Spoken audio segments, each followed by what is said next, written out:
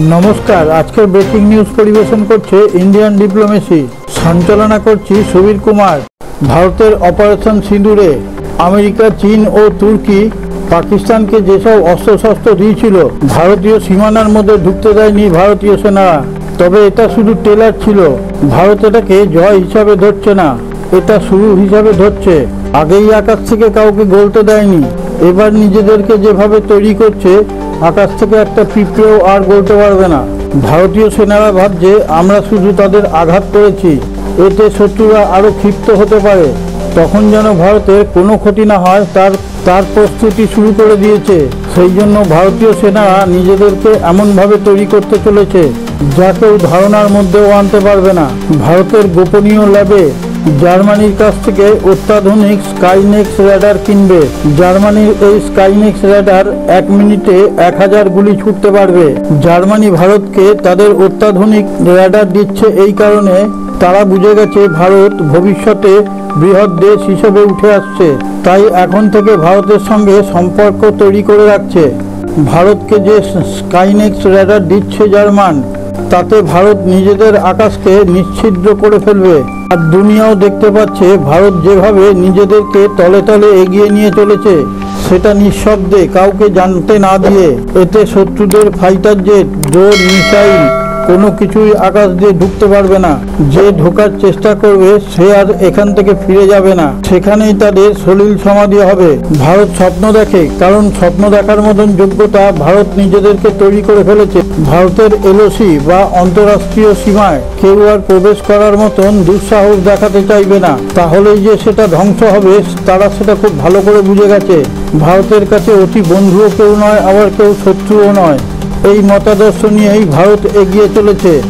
এরপরও যদি কেউ দুঃসাহস দেখাতে যায় তাহলে যা ফল হওয়ার তাই হবে। পৃথিবীর মধ্যে সব থেকে ইঞ্জিনিয়ারিংয়ে এগিয়ে থাকা দেশ জার্মানি, তারা নিজেরাই এগিয়ে এসে ভারতকে এই স্কাইনেক্স র্যাডার দিতে চাইছে। এর মধ্যে এমন কি অলৌকিক জাদুকাঠি আছে যা ভারত নিতে চাইছে?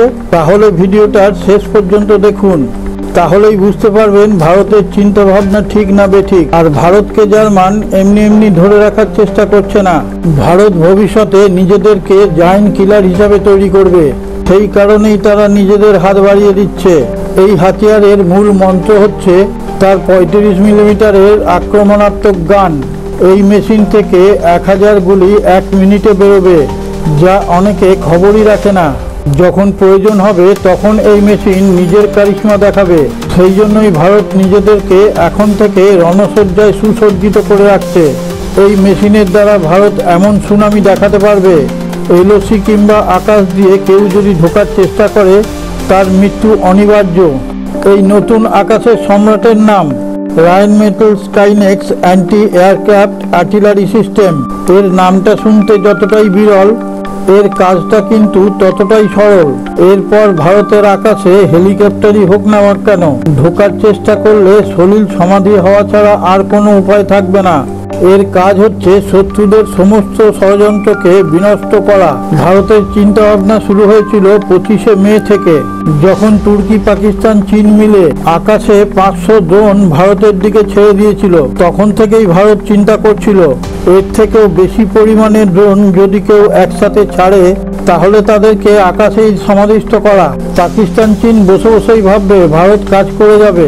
যিনি আমাদের কষ্টার্জিত ভিডিওটি দেখছেন তার কাছে ইন্ডিয়ান ডিপ্লোমেসির পক্ষ থেকে একটি বিশেষ অনুরোধ। আপনি যদি আমাদের চ্যানেলটিকে সাবস্ক্রাইব করে না থাকেন, এখনই সাবস্ক্রাইব করে পাশে থাকা নোটিফিকেশন বেলটি ছুঁয়ে অলে টাচ করে শেয়ার করে দেওয়ার অনুরোধ রইল। তাহলে আমরা বিশ্বের বিভিন্ন প্রান্ত থেকে নিত্য নতুন খবর সংগ্রহ করে আপনাদের সামনে তুলে ধরার অনুপ্রেরণা পাব। স্কাইনেক্স র্যাডার থেকে যখন গুলি বেরোতে শুরু করে তখন মিসাইল হোক চাই ড্রোন কিংবা ফাইটার জেট, তার কাছাকাছি গিয়ে গুলিগুলো ফাটতে শুরু করে। তবে অপারেশন সিঁদুরে আমাদের দেশীয় প্রযুক্তিতে তৈরি র্যাডারগুলো তারাও কম কামাল দেখায়নি।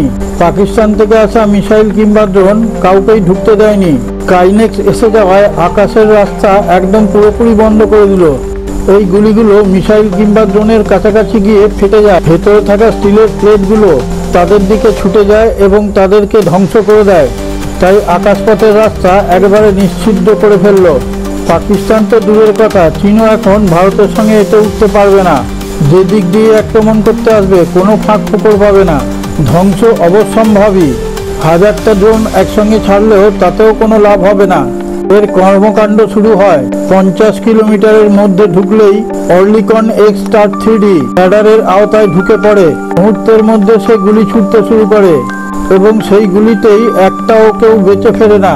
সে যত স্পিডি সুপারসনিক মিসাইলই হোক না কেন, এর হাত থেকে কারোরই রেহাই নেই। শত্রুদের যখন আক্রমণ করার অ্যাটেম্প নেয়, স্কাইনেক্স ততক্ষণে ওদেরকে খতম করার প্রক্রিয়া কমপ্লিট করে ফেলে।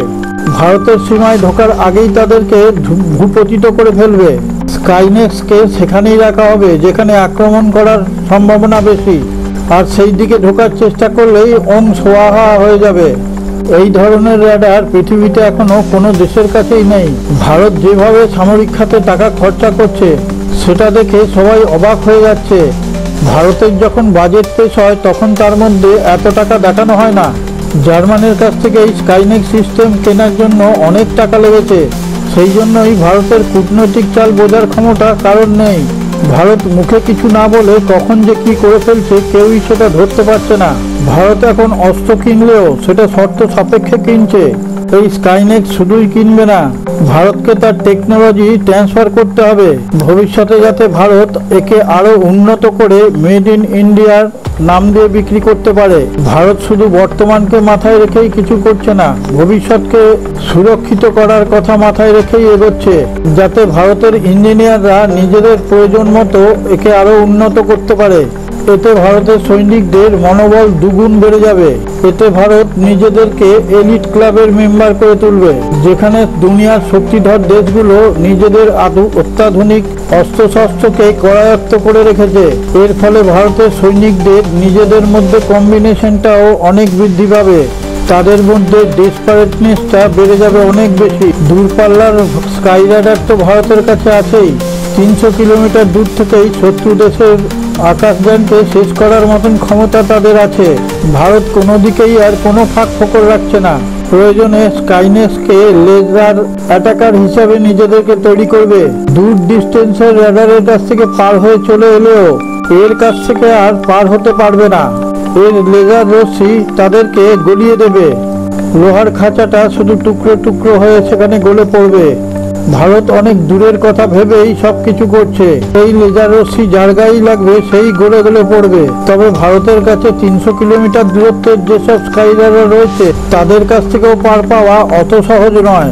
যিনি এই ভিডিওটি দেখছেন তার কাছে আমাদের একটি বিশেষ অনুরোধ, আমাদের চ্যানেলের কমেন্টে গিয়ে আপনার মতামত প্রকাশ করলে আমরা উজ্জীবিত হব। সারে জাহাঁ সে আচ্ছা হিন্দুস্তান হামারা হামারা, सारे जहां से अच्छा।